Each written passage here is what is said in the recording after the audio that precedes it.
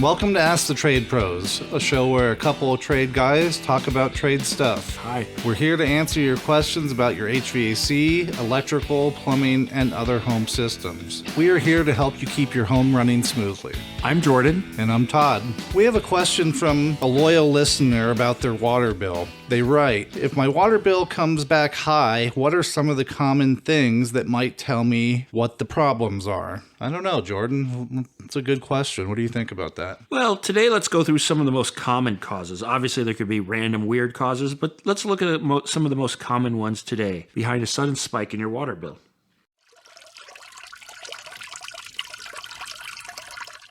What I would do is first check the water meter. Your water meter can tell you a lot. So what you're going to want to do is make sure no water is being used inside or outside your home, including your irrigation. So make sure all the water's off. Go to your water meter, open it up, and look at the meter reading. So some of the older meters had the little dial that spins. Now some of them are digital. So make note of whatever the reading is and wait 30 minutes or an hour. Depending on the severity of the leak, it could be moving rapidly and you could notice it right away, or it could be a small leak. Note that reading and come back and check it, and that could tell you a lot. Where would they find that meter, Todd?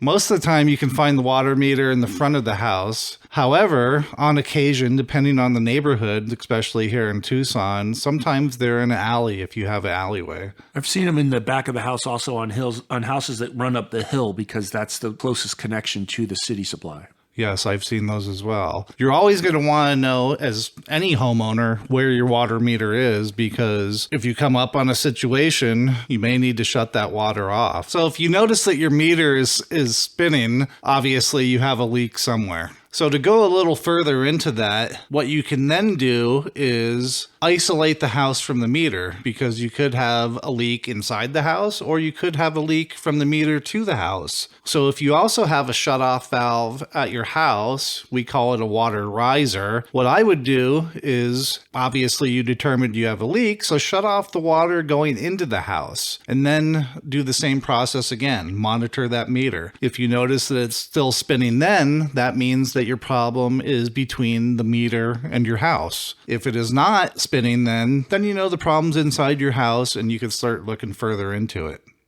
Okay, so you find the problems inside your house. First, let's talk about leaky toilets. Oftentimes, if the flapper or the float goes bad in the toilet, you will get a constantly running water in the toilet, which surprisingly causes a high water bill. You will barely be able to see it, or you might not even notice it. There is a way to test this. You can put one of those blue discs or one of those dyes into your toilet bowl, and if it stays running, you'll see the blue water coming out of the toilet constantly. We had a customer last year sometime that called in with this exact question. They had a high water bill, and we went out there, did all the tests as we spoke about, and it turned out that 2 of their toilets had a small drip on their flapper. So they were constantly running, not even enough to hear the sound, but it was enough to make their water bill go up by $375 a month. So even something as small as that can produce a lot of water.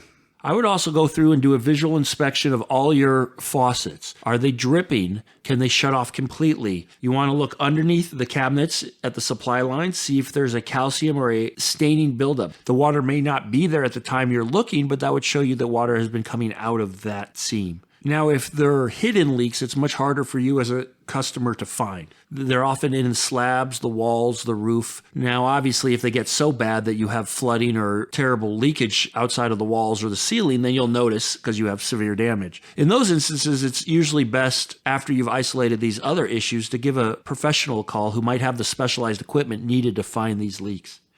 So another common thing with water leaking is a change in habits. Is it the summertime and you own a swimming pool and you notice your water bill is going up? Well, the sun's going to evaporate that water, so expect your bill to go up in the summer. Could be a pool, could be irrigation habits. In the summertime, you're going to be watering your plants more often. In the winter, you don't necessarily need to water as often, so you're going to want to change your irrigation. Is it a digital timer? Is it manual? You're going to want to monitor that stuff and make the according changes. You want to keep track of that too. Out here in Tucson where we are, it's a desert. So some seasons will be rainy and some seasons will not be rainy. So I've had a lot of customers that complain about a high high water bill from one season to the next. But the previous season, maybe we got a lot of rain, and this season we have a record dry spell. That's a very good point as well. If you can't find a source of leaky water or water loss in your house using the steps we told you about, and you don't notice any seasonal or occupation changes, then the next problem might be an issue with the actual meter on your water line or with the utility company's billing itself. You may want to check these month to month, see how they line up to previous months or previous years, or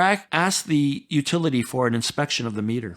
If you suspect a water leak or experience an unexplained increase in your water bill, it's advisable to contact a licensed plumber. They can help identify the source of the leak and perform necessary repairs to mitigate further water loss. Regularly checking for leaks, promptly addressing plumbing issues, and practicing water conservation habits can help prevent water wastage, minimize water bills, and preserve the precious resource. Thanks again for tuning in to Ask the Trade Pros. Remember to subscribe so that you don't miss one of our exciting episodes. We love answering listener questions, so if you have a question you'd like us to answer, send us a voicemail or email us and we may feature it on a future episode. That information is in the show notes. Once again, thank you to Done Right Services for sponsoring this podcast.